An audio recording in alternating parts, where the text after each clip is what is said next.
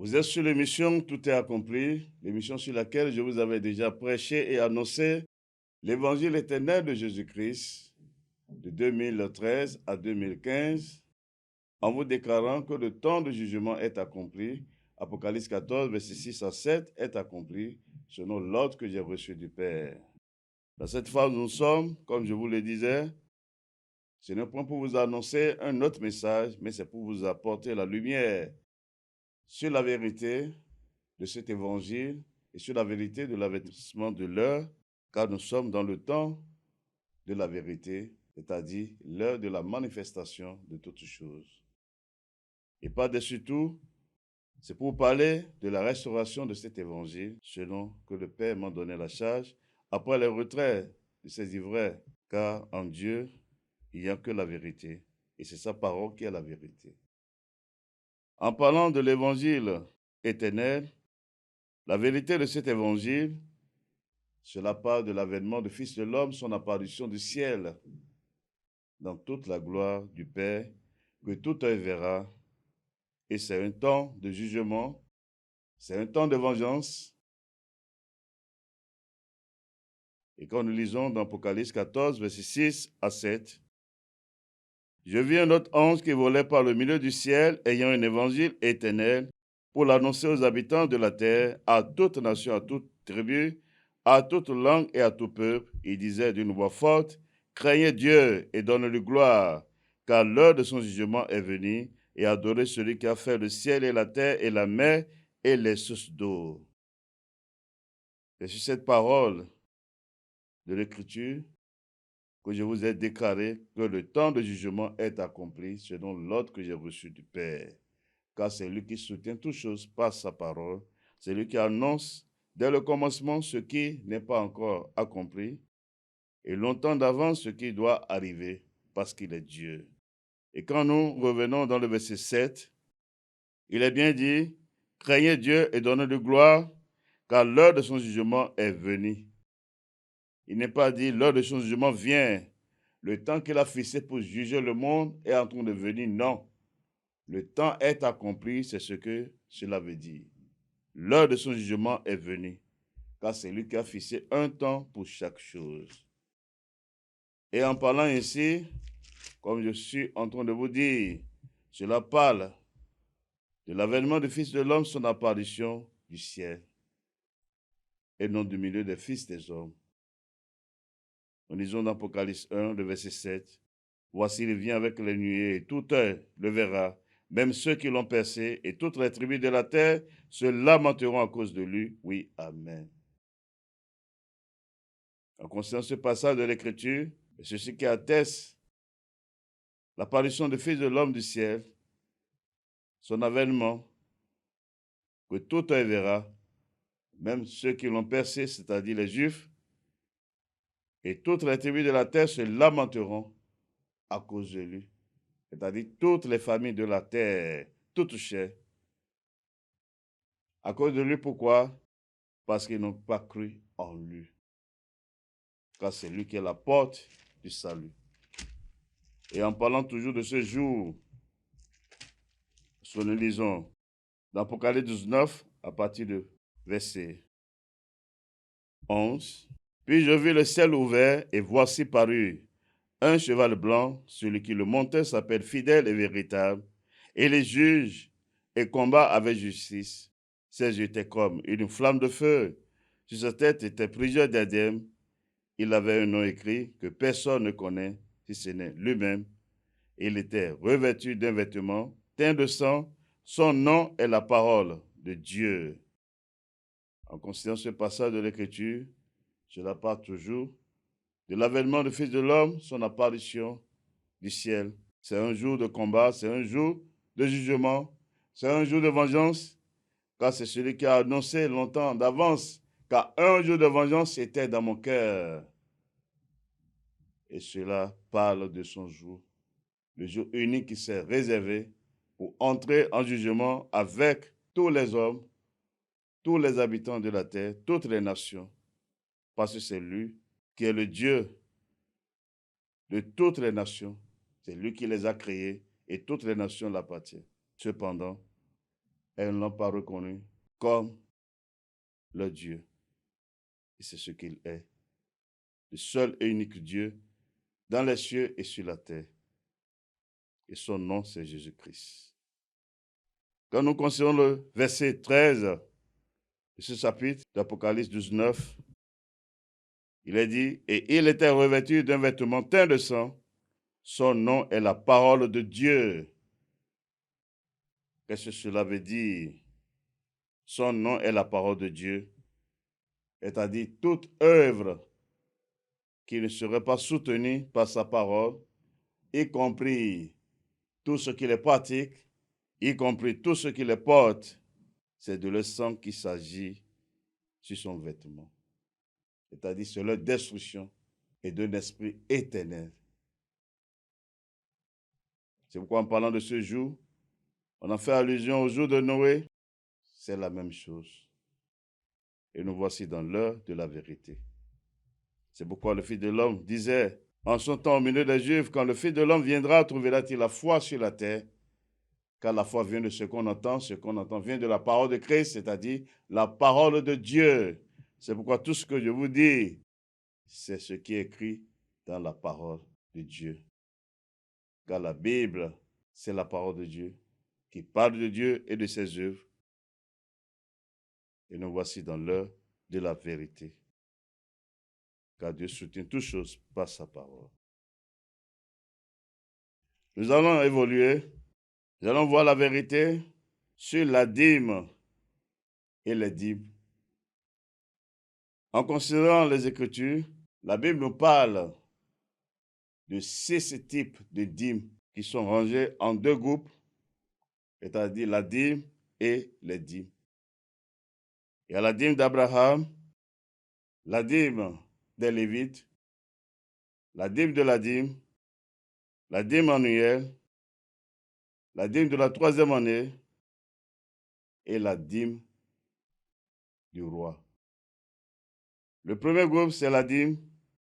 En parlant de la dîme, c'est la dîme d'Abraham. Et ce que nous allons voir selon les Écritures, qu'est-ce que les Écritures nous renseignent là-dessus, car Dieu soutient toutes choses par sa parole.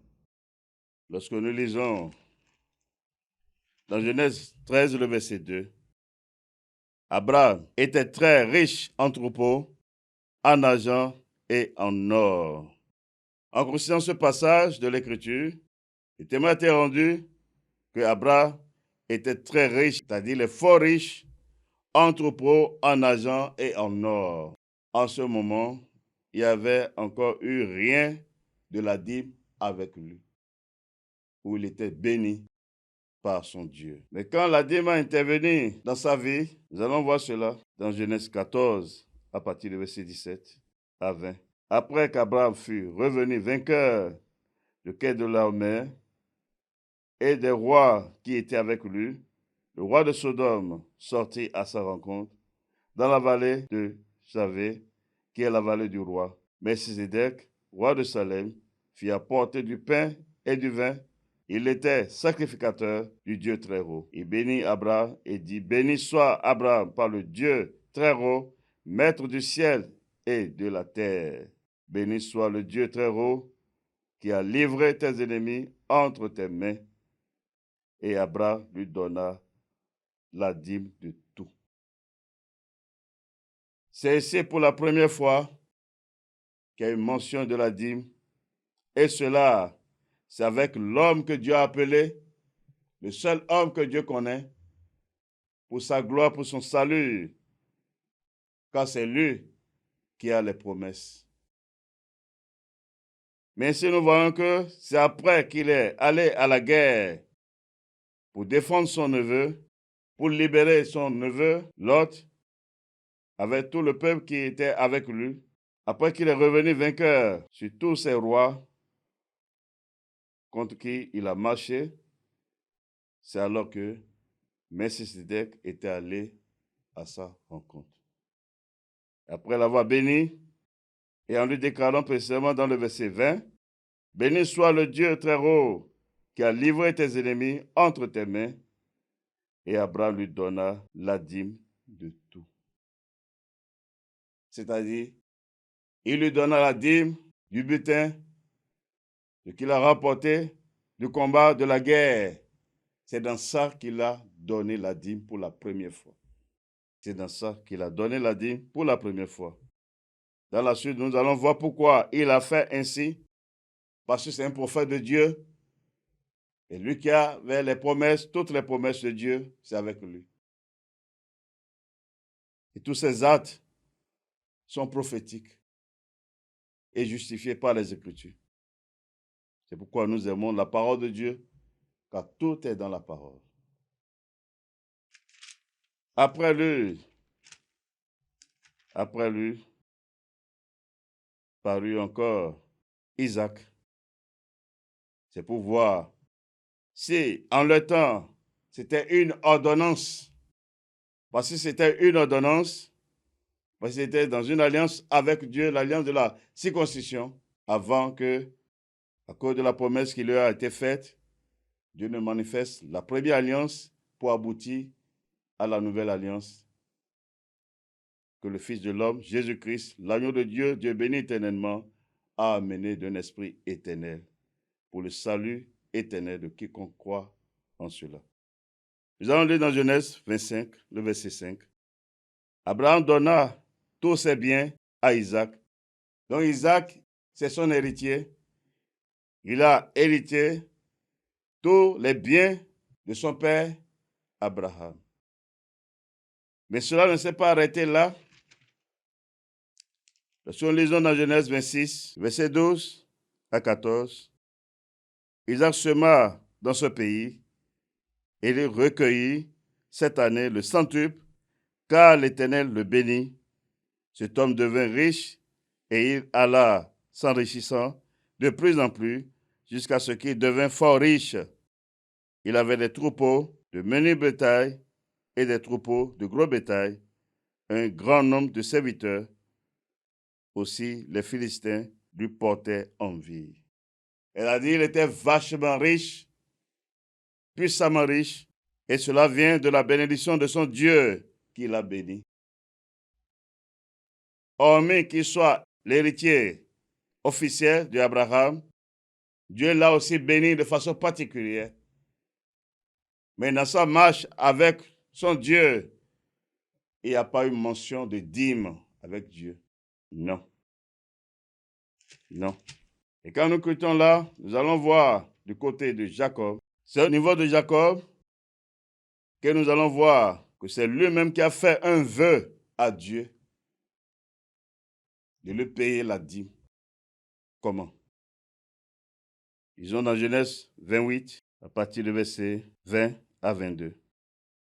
Jacob fit un vœu en disant, « Si Dieu est avec moi et me garde pendant ce voyage que je fais, s'il me donne du pain à manger et des habits pour me vêtir, et si je retourne en paix à la maison de mon père, alors l'Éternel sera mon Dieu.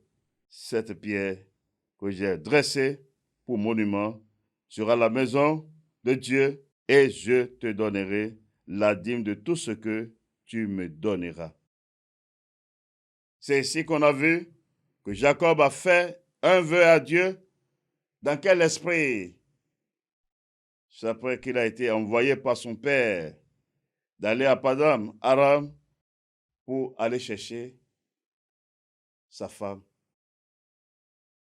En le temps, nous savons que pour affranchir une frontière d'un territoire, soit c'est pas la guerre, soit c'est pas négociation pour traverser les frontières de notre peuple.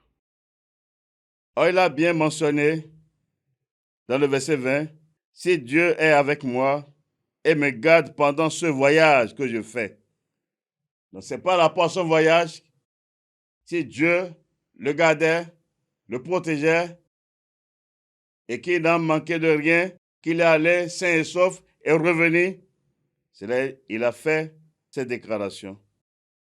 Et si je retourne en paix à la maison de mon père, alors l'Éternel sera mon Dieu. Cette pierre que j'ai dressée pour monument sera la maison de Dieu.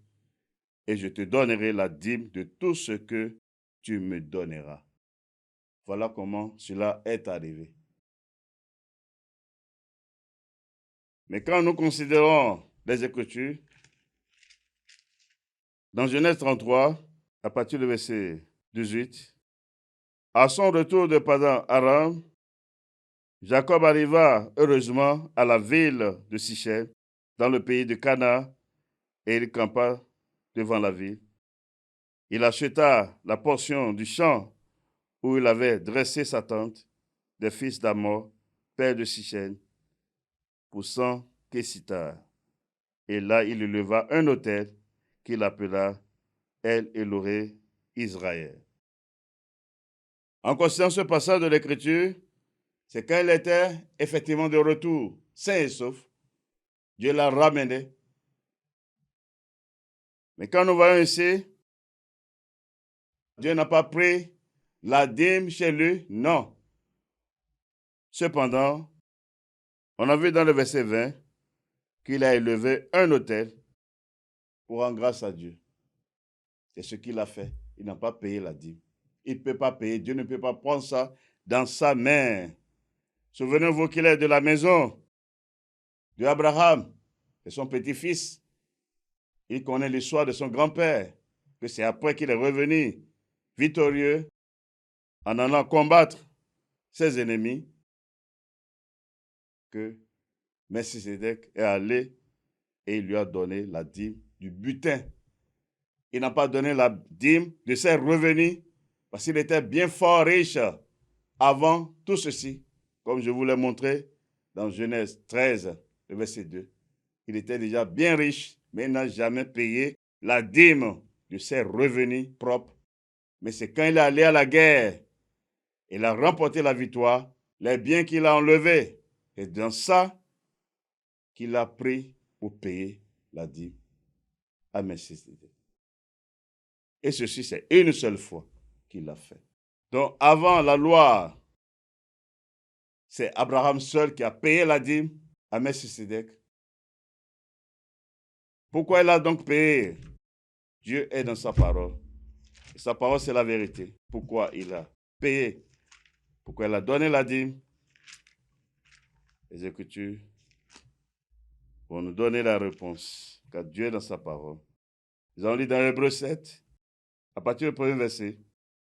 En effet, ce Melchisédek, roi de Salem, sacrificateur du Dieu très haut, qui alla au devant d'Abraham lorsqu'il revenait de la défaite des rois, qui le bénit, et à qui Abraham donna la dîme de tout, qui est d'abord roi de justice, d'après la signification de son nom, ensuite roi de Salem, c'est-à-dire roi de paix, qui est sans père, sans mère, sans généalogie, qui n'a ni commencement de jour, ni fin de vie, mais qui est rendu semblable au Fils de Dieu.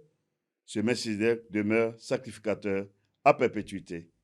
Considérez combien est grand celui auquel le patriarche Abraham donna la dîme du butin.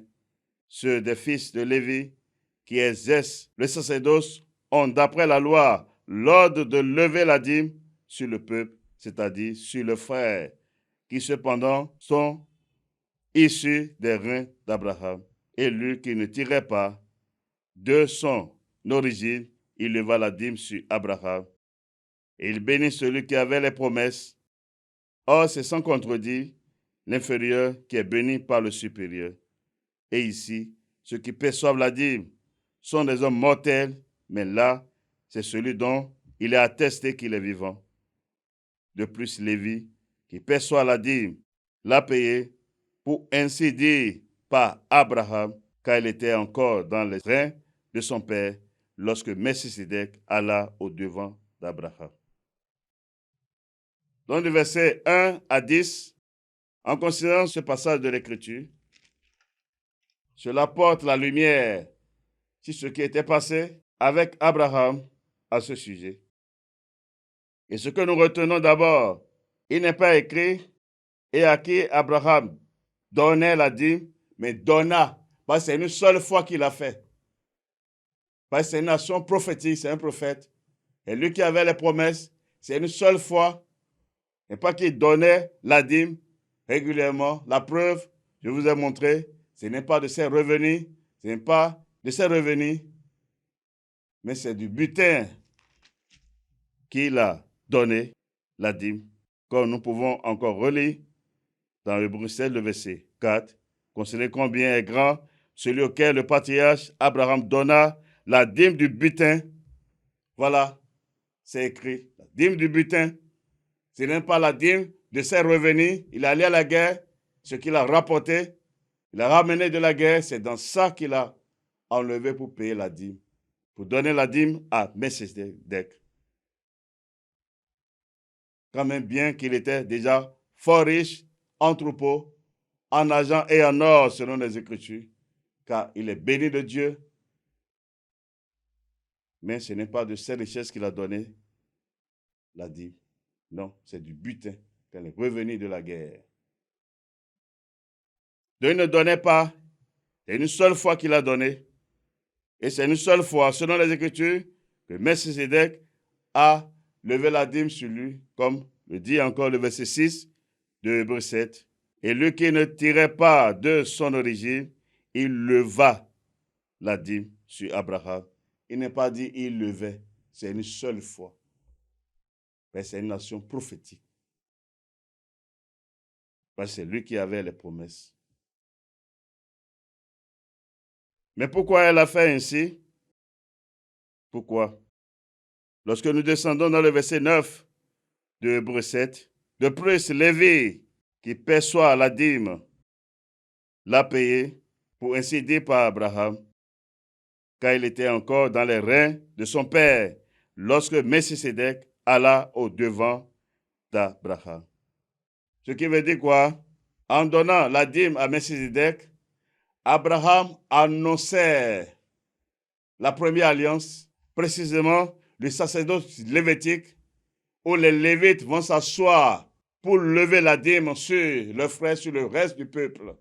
C'est à cause d'eux. Il a payé à leur place pour qu'à leur tour, ils s'asseyent pour prélever la dîme sur leurs frères. C'est ce qui est écrit dans vos Bibles. Quand nous relisons encore, Hébreux 7, le verset 9 à 10. De plus, Lévi qui perçoit la dîme l'a payé. Il dit l'a payé. Lui-même a déjà payé. Mais comment il a payé? Pour ainsi dire par Abraham. C'est pourquoi je disais que c'est une dîme prophétique que Abraham avait donnée, qui annonçait le sacerdoce lévitique, la première alliance sur laquelle repose la loi de Moïse. De même que Melchisedec avait apporté devant lui le pain et le vin, en lui annonçant la nouvelle alliance sur laquelle repose la grâce et la vérité, la foi, le salut éternel, c'est la même personne. En levant la dîme sur lui, il est en train d'annoncer la première alliance sur laquelle repose la loi de Moïse, sur laquelle repose le sacerdoce lévitique, le sacerdoce selon l'ordre d'Aaron, afin que, à leur tour, eux puissent s'asseoir aussi pour prélever la dîme sur leurs frères. Il annonçait ce qu'il annonçait, et ça qui est écrit. De plus, Lévi qui perçoit la dîme l'a payé, c'est bien dit l'a payé, pour ainsi dire par Abraham, car il était encore dans les reins de son père lorsque Melchisedec alla au-devant d'Abraham. C'est pour eux qu'il faisait cela, pour qu'ils s'asseyent dans leur ministère, pour faire asseoir leur ministère, afin que les desseins de Dieu s'accomplissent, parce que c'est lui qui avait les promesses. C'est pourquoi Dieu ne pouvait pas accepter cela de la main de Jacob. S'il acceptait, il y aura la confusion, car ce qui a été passé en Abraham, c'est une nation prophétique. Et ce qu'il annonçait, que je viens de vous démontrer dans les Écritures. Il parlait des Lévites, les sacerdotes lévitiques. La première alliance sur laquelle repose la loi de Moïse, où les Lévites auront le pouvoir de lever la dîme sur le peuple. C'est tout. Voilà ce pourquoi il a donné la dîme, car Dieu est dans sa parole. Nous allons évoluer Nous avons vu le côté de la dîme. Nous allons parler maintenant du côté des dîmes. Nous allons voir les dîmes. En parlant des dîmes, c'est lié par rapport à la première alliance. Et sur la première alliance, sur laquelle repose la loi de Moïse, là, il y a 5 types de dîmes, mais qui sont répartis en 2.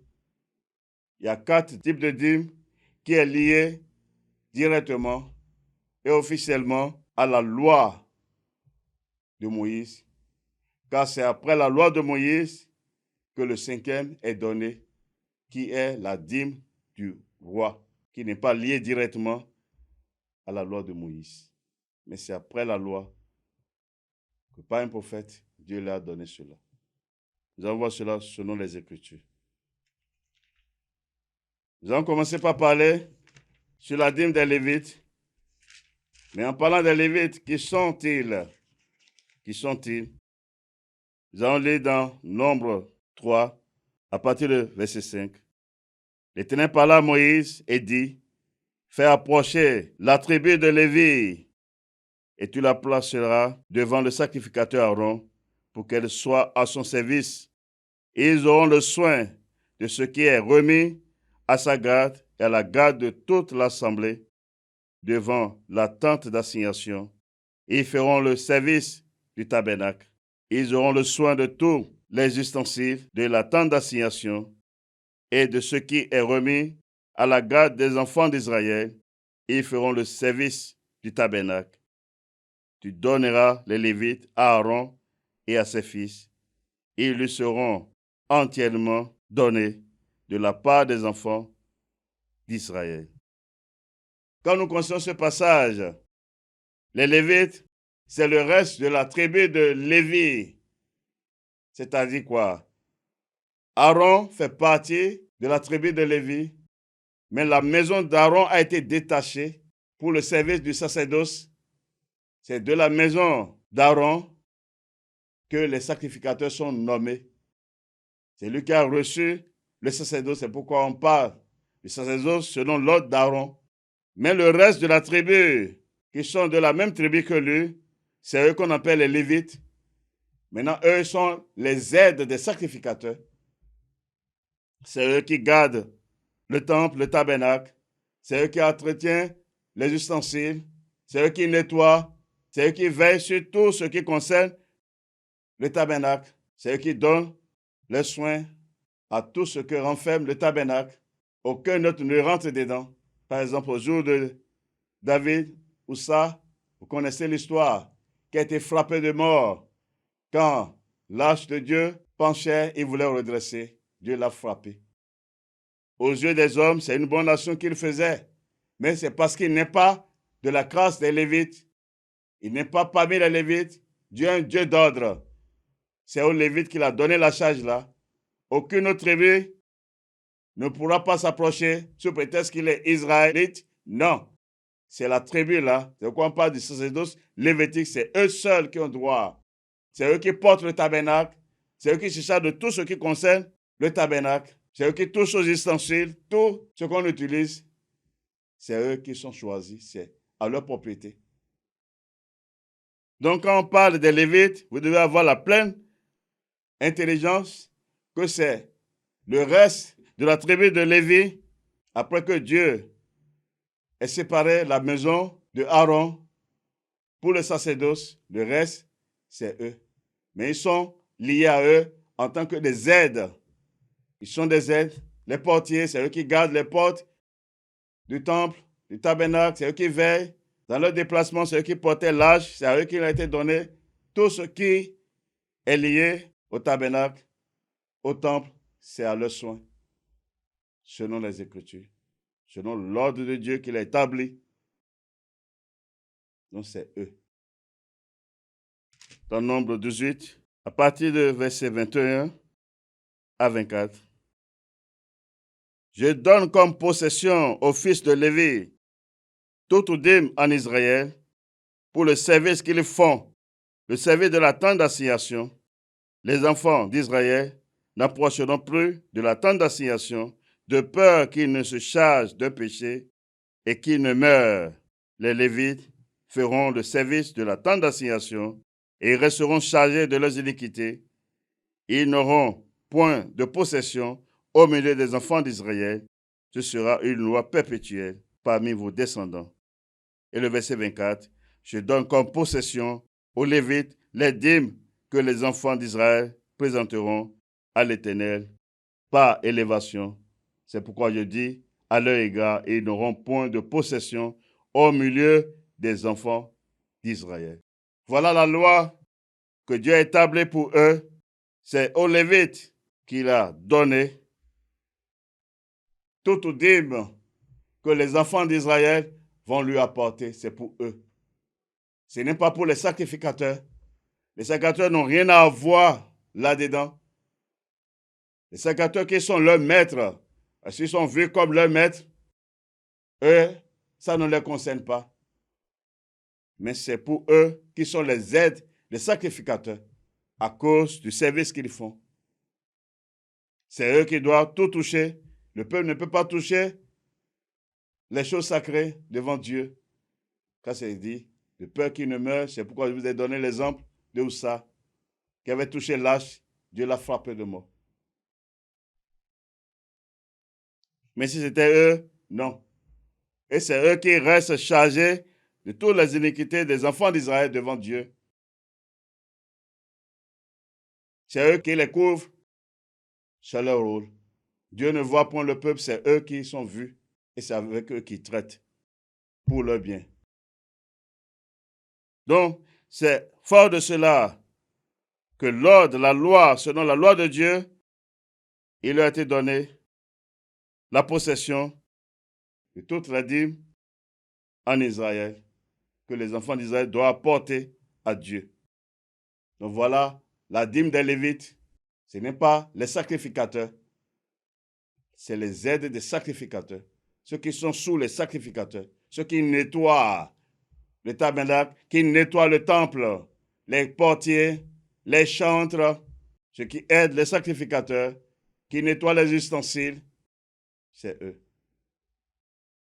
C'est d'eux qu'il s'agit. Voilà la vérité sur ce type de dîme. Nous allons poursuivre pour parler de la dîme de la dîme. Toujours dans Nombre 18, à partir du verset 25, l'Éternel parla à Moïse et dit, tu parleras aux Lévites et tu leur diras, lorsque vous recevrez des enfants d'Israël, la dîme que je vous donne de leur part comme votre possession, vous en prélèverez une offrande pour l'Éternel, une dîme de la dîme, et votre offrande vous sera comptée comme le blé qu'on prélève de l'air et comme le mou qu'on prélève de la cuve. C'est ainsi que vous prélèverez une offrande pour l'Éternel sur toutes les dîmes que vous recevrez des enfants d'Israël, et vous donnerez au sacrificateur Aaron l'offrande que vous en aurez prélevée pour l'Éternel. Quand nous considérons ce passage, après que les Lévites auront prélevé la dîme sur le peuple, à leur tour, toutes les dîmes qu'ils ont prélevées maintenant, selon l'ordre de Dieu, selon la loi de Dieu, eux, ils vont prélever dedans la dîme. De tous ces dîmes-là, ils vont prélever la dîme aussi, c'est-à-dire la 10e partie de tout ce qu'ils ont reçu comme dîme. Et c'est ça maintenant qu'ils vont présenter à Dieu en donnant cela à Aaron, qui est le souverain sacrificateur. La dîme de la dîme, c'est pour le souverain sacrificateur. Ce n'est pas pour un sacrificateur simple. Non, c'est pour le souverain. C'est pourquoi c'est Aaron qu'il a été donné de prendre cette dîme. Aaron n'a pas le pouvoir de lever la dîme sur le peuple. Non, mais lui il a le pouvoir de lever la dîme sur les Lévites et dans les dîmes qu'eux ils ont reçues. Et ce n'est pas les dîmes là, il peut pas, c'est dans les dîmes là. Quand eux reçoivent, ils prélèvent la dîme sur le peuple. C'est dans ça que Aaron maintenant prélève sur eux la dîme de la dîme, selon l'ordre de Dieu. Donc voilà ce type de dîme. Nous allons évoluer toujours pour parler de la dîme annuelle selon les Écritures. Dans Deutéronome, 14 à partir du verset 22. Tu lèveras la dîme de tout ce que produira ta semence, de ce que rapportera ton champ chaque année, et tu mangeras devant l'Éternel, ton Dieu, dans le lieu qu'il choisira pour y faire résider son nom, la dîme de ton blé, de ton mou et de ton huile, et les premiers-nés de ton gros et de ton menu bétail, afin que tu apprennes à craindre toujours l'Éternel, ton Dieu. Peut-être lorsque l'Éternel, ton Dieu, t'aura béni, le chemin sera-t-il trop long pour que tu puisses transporter ta dîme à cause de ton éloignement du lieu qu'aura choisi l'Éternel, ton Dieu, pour y faire résider son nom? Alors tu échangeras ta dîme contre de l'argent, tu céderas cet argent dans ta main et tu iras au lieu que l'Éternel, ton Dieu, aura choisi. Là tu achèteras avec l'argent tout ce que tu désireras, des bœufs, des brebis, du vin et des liqueurs fortes, tout ce qui te fera plaisir. Tu mangeras devant l'Éternel ton Dieu et tu te réjouiras, toi et ta famille. Tu ne désherceras point le Lévite qui sera dans tes portes, car il n'en est pas ni héritage avec toi. En considérant ce passage de l'Écriture, c'est ici on parle de la dîme annuelle. Cela est donné une fois dans l'année. Mais qui reçoit cela quand nous revenons dans Deutéronome 14, le verset 23? Et tu mangeras. Celui qui prélève la dîme là, celui qui lève sa dîme là, celui à qui cela appartient, c'est de lui s'agit. C'est lui-même qui va manger cela, cette forme de dîme là, qui va manger cela devant son Dieu. Ce n'est pas qu'il va venir au temple remettre cela à quelqu'un, non. Il ira au temple, il ira au lieu que Dieu a choisi, c'est-à-dire à Jérusalem. Si le lieu, selon les Écritures, si le lieu où il habite est loin de Jérusalem, il va échanger toutes ces dîmes-là en argent, les produits de ces dîmes-là en argent, et il vient là-bas avec l'argent-là, selon les Écritures, il achète tout ce qu'il veut. Du vin, même des liqueurs fortes. Voilà encore un sujet à part. Et c'est devant Dieu qu'il va manger cela. Et Dieu sera content pour le bénir. Lui et sa famille. Ils vont se réjouir devant Dieu avec ça. Donc cette forme de dîme, la dîme annuelle, c'est l'intéressé lui-même qui prend sa chose et qui mange cela. Il ne va pas manger n'importe où. C'est là où Dieu a choisi, selon l'ordonnance qui est prescrite à cela. Il monte à Jérusalem, c'est là qu'il va manger lui-même. Il va manger ça bien, sa chose, avec sa famille. Le Lévite qui est proche de lui, il est en partage avec lui selon ce qui est écrit. Mais ce n'est pas qu'il va aller donner, non. C'est lui-même qui gère sa chose en propre, selon ce qui est écrit. Nous allons voir la dîme de la 3e année, toujours, dans Deutéronome 14, à partir du verset 28 à 29. Au bout de 3 ans, tu sortiras toute la dîme de tes produits pendant la 3e année et tu la déposeras dans tes portes.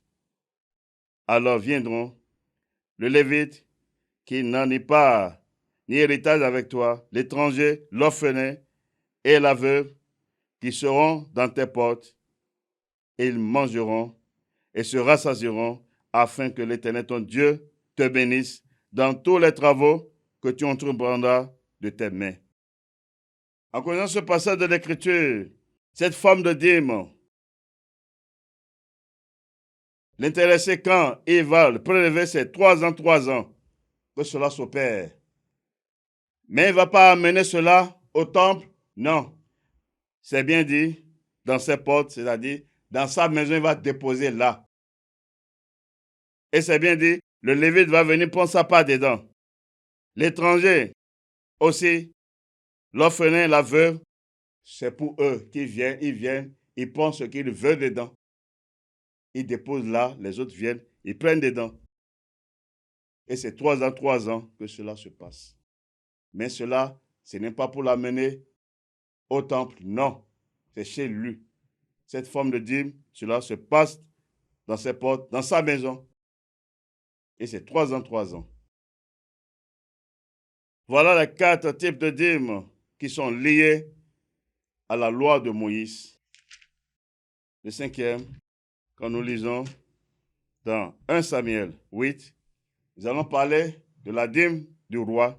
1 Samuel 8, le verset 4. Tous les enfants d'Israël s'assemblaient et vinrent auprès de Samuel à Rama et lui dit, voici, tu es vieux et tes fils ne marchent point sur tes traces. Maintenant, établis sur nous un roi pour nous juger, comme il y en a chez toutes les nations. Voilà ce qu'ils ont exprimé et Dieu s'est accordé avec eux. Quand nous lisons du verset 4 jusqu'au verset 22, toute l'histoire est résumée là. Mais quand Dieu s'est accordé avec eux, il leur a dit, il va leur donner un roi, mais il leur a cité tous les droits du roi que le roi doit avoir sur eux. Et dans ces droits, si nous considérons le verset 15, il prendra la dîme du produit de vos semences et de vos vignes et la donnera à ses serviteurs. Il parle ainsi du roi qu'il veut.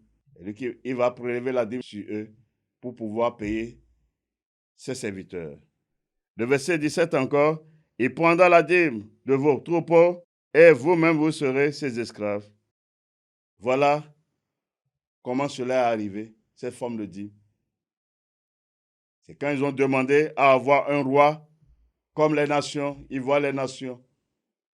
C'est là Dieu, en donnant les droits de ce roi qu'il veut, il leur fait mention de la dîme qui fait partie de ses droits sur eux. Mais ceci n'est pas lié au culte. C'est comme l'impôt qu'il doit lui payer afin que lui puisse gérer ses serviteurs qui sont autour de lui aussi. Voilà. En considérant tout ceci, depuis le commencement, quand on est parti de Abraham jusqu'à rentrer dans la première alliance, où on parle de la loi de Moïse, nous avons vu toutes ces formes de dîmes selon les Écritures. Or, nous avons tous la connaissance que Dieu avait annoncé quoi? À ce peuple qui va amener une nouvelle alliance. Et ça ne serait plus cette alliance-là qu'il a établie avec eux, sur laquelle repose la loi de Moïse. Il va amener une nouvelle alliance. Il dit, il va amener une nouvelle alliance. Et ça ne serait plus l'alliance-là, sur laquelle on a vu toutes ces choses. Selon Jérémie 31, le verset 31, qui va amener une nouvelle alliance. Dans les émissions passées, je vous ai déjà parlé en vérité sur tous ces détails. C'est pourquoi nous n'en allons pas rentrer en détail là. Et quand nous considérons dans Hébreu 7, le verset 11, si donc la perfection avait été possible par le sacerdoce lévitique, car c'est sur ces sacerdoces que repose la loi donnée au peuple, qu'était-il encore besoin qu'il parût un autre sacrificateur selon l'ordre de Melchisédek et non selon l'ordre d'Aaron? Car le sacerdoce étant changé, nécessairement aussi, il y a un changement de loi. Quand nous voyons ici, le sacerdoce lévitique reposait sur la première alliance. Or, lorsque Dieu a dit qu'il veut amener une nouvelle alliance, ça veut dire que la première doit disparaître. Or, c'est sur la première que repose le sacerdoce lévitique, où ils ont reçu l'ordre de lever la dîme sur les frères, sur le peuple. Mais c'est bien dit ici, dans le verset 12 de Hébreu 7, car le sacerdoce étant changé, nécessairement aussi, il y a un changement de loi. Il y a un changement de loi, car lorsque nous parlons de nos sacrificateurs selon l'ordre de Melchisédek, cela parle du sacerdoce de l'esprit que le Fils de l'homme a amené au prix de son sang et d'un esprit éternel. Or, lorsque nous lisons dans Romains 10, le verset 4, il est dit, car Christ est la fin de la loi pour la justification de tous ceux qui croient. C'est-à-dire, la loi qui est reposée sur le sacerdoce lévitique, Christ est la fin de cette loi.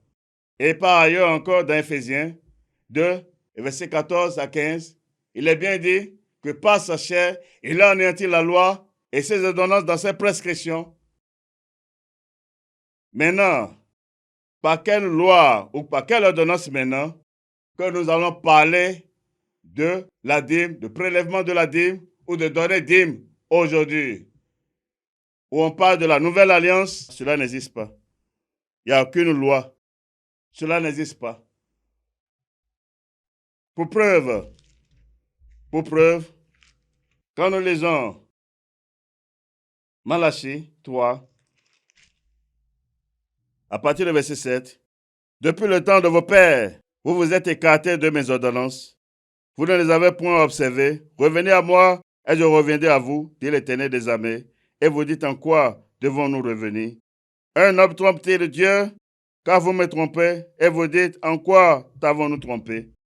Dans les dîmes et les offrandes, vous êtes frappés par la malédiction, et vous me trompez, la nation tout entière. C'est bien dit la nation. Ça parle à Israël, sur laquelle était établie cette loi de Moïse.